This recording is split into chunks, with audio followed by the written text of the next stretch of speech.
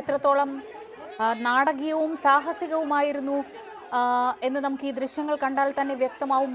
റിപ്പോർട്ടിങ്ങിനിടെയാണ് അയാളെ ശ്രദ്ധിക്കുന്നത്, പോലീസുകാർക്ക് നേരെ ആക്രമിക്കാൻ ശ്രമിക്കുന്നത് കാണുന്നത്, പിന്നീട് കിണറ്റിലേക്ക് ചാടുന്നു. അങ്ങനെ അതിസാഹസികമായ ഒരു ഓപ്പറേഷനായിരുന്നു പോലീസിന്റെ ഭാഗത്തു നിന്ന് ഉണ്ടായിരുന്നത്.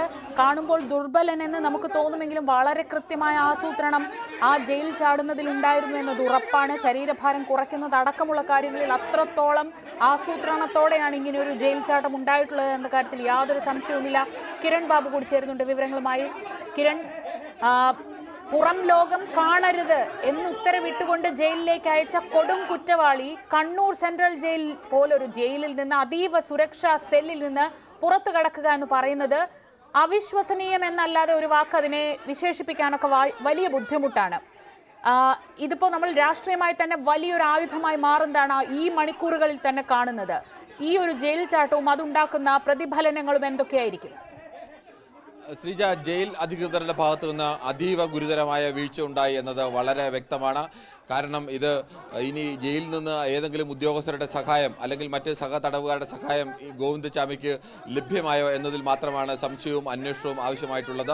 അതിനപ്പുറം വീഴ്ച ഉണ്ടായത് എന്നത് വ്യക്തമാണ്. കാരണം ജയിലിൻ്റെ കമ്പി മുറിക്കുകയായിരുന്നു. അങ്ങനെ ജയിലിൻ്റെ സെല്ലിലെ കമ്പികൾ എന്ന് പറഞ്ഞാൽ അത്ര വേഗത്തിൽ മുറിക്കാൻ കഴിയുന്ന ദുർബലമായ കമ്പികളല്ല, അതിശക്തമായ കമ്പികളാണ്. അത് മുറിക്കണമെങ്കിൽ ഒരു മണിക്കൂർ കൊണ്ടോ 2 മണിക്കൂർ കൊണ്ടോ അങ്ങനെ മുറിക്കാൻ കഴിയില്ല. രാത്രി 10 മണിക്കൊക്കെ ശേഷം വീണ്ടും പരിശോധനകളൊക്കെ നടത്തേണ്ടതാണ്. പല ദിവസങ്ങൾ കൊണ്ട് ചിലപ്പോൾ മുറിച്ചു വെച്ചതായിരിക്കും.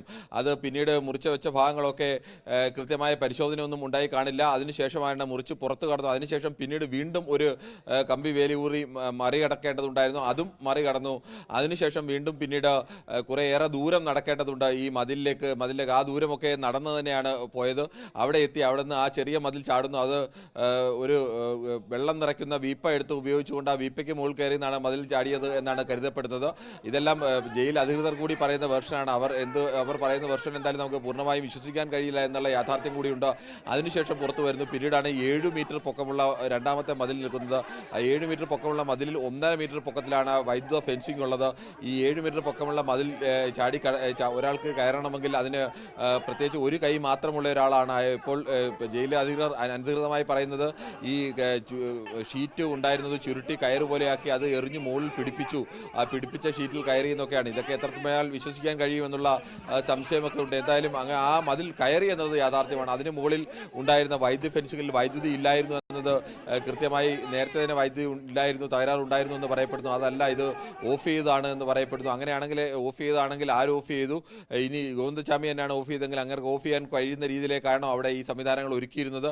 അതിനുശേഷം ആ വൈദ്യുതി വേലി കൂടി കടന്ന് പുറത്തിട്ടാണ് ആ വൈദ്യുതി വേലിയുടെ കമ്പിയിൽ തന്നെയാണ് വീണ്ടും ഇതേ ഷീറ്റ് കെട്ടുന്നത്. ഷീറ്റ് കെട്ടിയാണ് താഴേക്ക് ചാടുന്നത്. ഈ താഴേക്ക് എത്തിയപ്പോഴേക്കും സമയം ഏകദേശം 6 മണിയോട് അടുത്തിരുന്നു എന്നുള്ളതാണ്. അല്ലെങ്കിൽ അർദ്ധരാത്രി തന്നെ ചാടാൻ കഴിഞ്ഞില്ല എന്നത് മാത്രമാണ്. അതുകൊണ്ടാണ് യഥാർത്ഥത്തിൽ പിടികൂടാൻ കഴിഞ്ഞത് എന്ന് വേണമെങ്കിൽ പറയാം. രാവിലെ ഈ ഗോവിന്ദചാമി സഞ്ചരിക്കുമ്പോൾ റോഡരികിൽ നിന്ന് ചിലർക്കൊക്കെ സംശയം തോന്നി അത് ഗോവിന്ദചാമിയാണ് എന്നല്ല, അയാളുടെ ഒരു നടത്തത്തിലും മറ്റും സംശയം തോന്നി. അവർ നോക്കുകയൊക്കെ ചെയ്തതിന് ശേഷമാണ് ഇയാൾ അടുത്തുള്ള ഒരു കുറ്റിക്കാട്ടിലേക്ക് കടന്നു കളഞ്ഞത്. അതിനുശേഷം പിന്നീട് 8 മണിയോടുകൂടി വാർത്തകൾ പുറത്തു വരുന്നു. വാർത്തകൾ പുറത്തു വരുമ്പോഴുമൊക്കെ ജയിൽ അധികൃതർ ഏറ്റവും പുതിയ ചിത്രങ്ങൾ നൽകുന്നതിന് പകരം അപ്പോഴും പോലീസിന്റെ ഭാഗത്തു നിന്നൊക്കെ ലഭിച്ച ചിത്രങ്ങൾ എന്നുള്ള ഒരു പഴയ ചിത്രമാണ്. ഏറ്റവും പുതിയ ചിത്രങ്ങളടക്കം ജയിൽ അധികൃതരിലുണ്ട്. പക്ഷേ പിന്നീട് ജയിലിൽ നിന്ന് തന്നെ നമുക്ക് അല്ലാതെ മാധ്യമങ്ങൾക്ക് ചോർന്ന് കിട്ടിയ ചില ചിത്രങ്ങൾ ഉപയോഗിച്ചുകൊണ്ടാണ് നമ്മൾ അടക്കമുള്ള മാധ്യമങ്ങളെല്ലാം തന്നെ അത് യഥാർത്ഥത്തിൽ ജയിൽ അധികൃതർ എപ്പോഴാണോ ചാടിയത് അപ്പോൾ തന്നെ ആദ്യം മാധ്യമങ്ങളിലൂടെ ഈ ചിത്രം നൽകേണ്ടതാണ്. ചിത്രം നൽകിയാൽ മാത്രമേ ഉള്ളൂ ഈ താടിയിൽ നിന്ന് പെട്ടെന്ന് ഒരാൾക്ക് മാറാൻ കഴിയില്ല. ആ സമയത്തിനുള്ളിൽ ആളുകൾ കണ്ടെത്താനൊക്കെ കഴിയണമെങ്കിൽ അത്തരം സംവിധാനങ്ങളൊക്കെ ചെയ്യേണ്ടതാണ്. പക്ഷേ അവിടെയും ജയിൽ അധികൃതർ അത് നൽകാതെ മാറി നിൽക്കുകയായിരുന്നു. നമ്മൾ പിന്നീട് കിട്ടിയ ഒരു ചിത്രം ഉപയോഗിച്ചാണ് മാധ്യമങ്ങളൊക്കെ ഇത് നൽകിയത്. മാധ്യമങ്ങളിൽ വാർത്ത വന്നതോടുകൂടി ഏകദേശം നിമിഷങ്ങൾക്കുള്ളിൽ തന്നെ കേരളം മുഴുവൻ കാട്ടുതീ പോലെ ഈ വാർത്ത ആളിപ്പടർന്നു. ഇങ്ങനെ ഒരു കൊടും കുറ്റവാളി, കേരളത്തിലെ എല്ലാ മനുഷ്യരും ആഗ്രഹിക്കുന്ന കൊലക്കയർ കിട്ടണമെന്നൊക്കെ ആഗ്രഹിച്ച ഒരാൾ, അയാൾക്ക് കൊലക്കയർ കിട്ടാതെ പോയതിൽ തന്നെ കേരളം വിഷമിക്കുന്ന ഒരാൾ, അങ്ങനെ ഒരു കൊടും ക്രൂരനായ കൊലയാളി, ഒരു ആണെന്നോ പുരുഷനെന്നോ സ്ത്രീയെന്നോ ഇല്ലാതെ ആരെയും ലൈംഗിക വൈകൃതത്തിന് ഉപയോഗിക്കുന്ന, ഓടുന്ന ട്രെയിനിൽ നിന്ന് ഒരു സ്ത്രീയെ തള്ളി താഴെയിട്ട് അയാൾ ആ ഓടുന്ന ട്രെയിനിൽ നിന്ന് തന്നെ പുറത്തേക്ക് ചാടി പുറത്തിറങ്ങി വന്ന് മുറിവേറ്റ് തളർന്നു കിടക്കുന്ന ഒരു സ്ത്രീയൊക്കെ ബലാത്സംഗം ചെയ്യുക എന്ന് പറയുന്ന മാനസികാവസ്ഥ തന്നെ ആലോചിക്കണം. അത്ര മോശപ്പെട്ട മാനസികാവസ്ഥയിലുള്ള ഒരാൾ ആ കൊടും ക്രിമിനലാണ് രക്ഷപ്പെട്ടത്.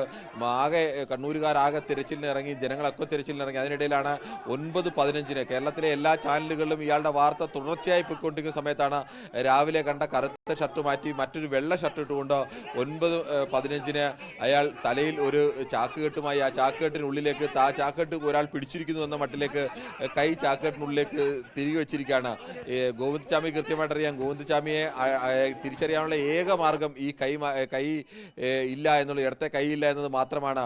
അത് കൃത്യമായി ഗോവിന്ദചാമിക്കും അറിയാം. അല്ലെങ്കിൽ ഗോവിന്ദചാമി ചിത്രത്തിൽ കണ്ട രൂപവുമായി, ആദ്യം പോലീസുകാർ തന്ന രൂപവുമായി ഏതെങ്കിലും തരത്തിൽ സാമ്യം ഉണ്ടായിരുന്ന രൂപമേ ആയിരുന്നില്ല ഗോവിന്ദചാമിക്ക് ഉണ്ടായിരുന്നത്.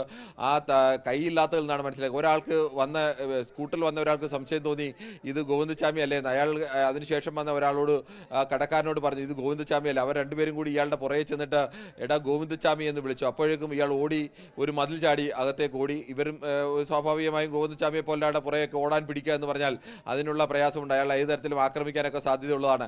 അങ്ങനെ ഇന്ന സ്ഥലത്തുണ്ടെന്ന് അവർ വേഗം തന്നെ പോലീസിനെ അറിയിച്ചു. പോലീസ് എത്തി. പോലീസും നാട്ടുകാരും ചേർന്ന് ആ പ്രദേശമാകെ അരിച്ചു പിടിക്കപ്പോഴാണ് ആ പ്രദേശത്ത് തന്നെ തൊട്ടടുത്ത് ഈ ഉപയോഗശൂന്യമായ ഒരു കെട്ടിടം, ആ കെട്ടിടത്തിന് ഉള്ളിൽ അയാൾ ഉണ്ടാകുന്ന സംശയത്തിൽ കെട്ടിടത്തിനുള്ളിലേക്ക് കടക്കുന്നു. അപ്പോഴും കെട്ടിടത്തിനുള്ളിൽ വെച്ച് പോലീസിനെ ആദ്യം കാണുമ്പോൾ ഇയാൾ വടി ഉപയോഗിച്ച് ആക്രമിക്കാൻ ശ്രമിക്കുകയാണ്. അതിനുശേഷം അയാൾ വന്ന് പോലീസിന്റെ കണ്ണു വെട്ടിച്ച് വന്ന് അയാൾ ഈ കിണറ്റിൽ ചാടുന്നു. കിണറിനുള്ളിൽ 2 തൊടിയോളം വെള്ളമുണ്ട്, അതിൽ ഇറങ്ങി നിൽക്കുന്നു. ഒറ്റക്കയ്യനാണ് ഇതെല്ലാം ചെയ്തത് എന്ന് ആലോചിക്കണം.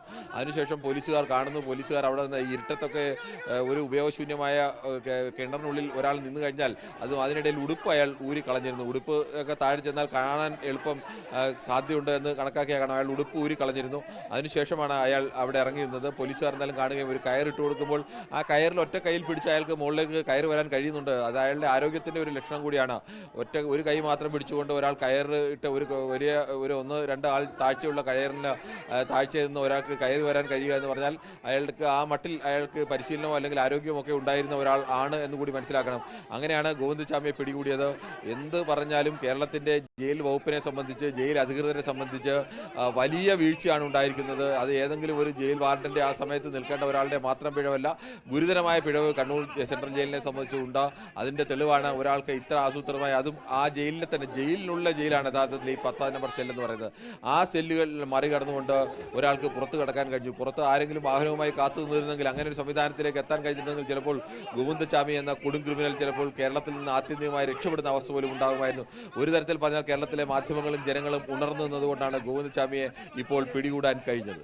തീർച്ചയായും ബൈജു, കിരൺ ആ പറഞ്ഞു നിർത്തിയതിൽ ഒരു പ്രധാനപ്പെട്ട കാര്യമുണ്ട്. രാവിലെ ഇപ്പോൾ ഗോവിന്ദചാമിയുടെ ഒരുപാട് ദൃശ്യങ്ങളൊക്കെ നമുക്ക് എത്രയോ കാലമായി കണ്ടു പരിചയമുണ്ട്. നമ്മൾ പല തരത്തിലുള്ള, അയാൾ ആ കുറ്റകൃത്യം ചെയ്ത കാലത്തും പിന്നീട് ജയിലിൽ സുഖവാസം അനുഭവിച്ച് വളരെ പുഷ്ടിപ്പെട്ട നിലയിലും ഒക്കെ നമ്മൾ കണ്ടിട്ടുണ്ട്. പക്ഷേ ഇപ്പോഴത്തെ ഗോവിന്ദചാമിയുടെ രൂപം നമുക്ക് ആർക്കും ഒട്ടും പരിചിതമല്ലാത്തൊരു രൂപമായിരുന്നു. രാവിലെ ആ ഫോട്ടോ പുറത്തു വരുന്നു. ഈ വഴിയിൽ നിൽക്കുന്ന ഒരാൾക്ക് കണ്ടൊരു സംശയം തോന്നുന്നു, അയാൾ പേര് വിളിക്കുന്നു. ഇതൊക്കെ ഒരുപക്ഷെ അവിശ്വസനീയമാം വിധം ഇന്ന് ഗോവിന്ദചാമി കുടുങ്ങാൻ വേണ്ട കാര്യങ്ങൾ നടന്നത് നാട്ടുകാരുടെ കൂടി തിരിച്ചറിവിന്റെ ബലത്തിലാണെന്ന് നമുക്ക് നിസ്സംശയം പറയാം, അല്ലേ? തീർച്ചയായും അത് അങ്ങനെ തന്നെ പറയേണ്ടി വരും. നാട്ടുകാർ ഈ കാര്യം ഇയാളെ ശ്രദ്ധയിൽപ്പെടുകയും ഇയാളെ ഇങ്ങനെ വിളിച്ച് പേടിപ്പിക്കുകയും ചെയ്തുകൊണ്ടാണ് ഇയാൾ അവിടെ ഒതുങ്ങിയത്. അല്ലെങ്കിൽ അയാൾ നടന്ന് നീങ്ങി റെയിൽവേ സ്റ്റേഷനിൽ എത്തുമായിരുന്നു. അവിടുന്ന് ഏതെങ്കിലും ഒരു ട്രെയിൻ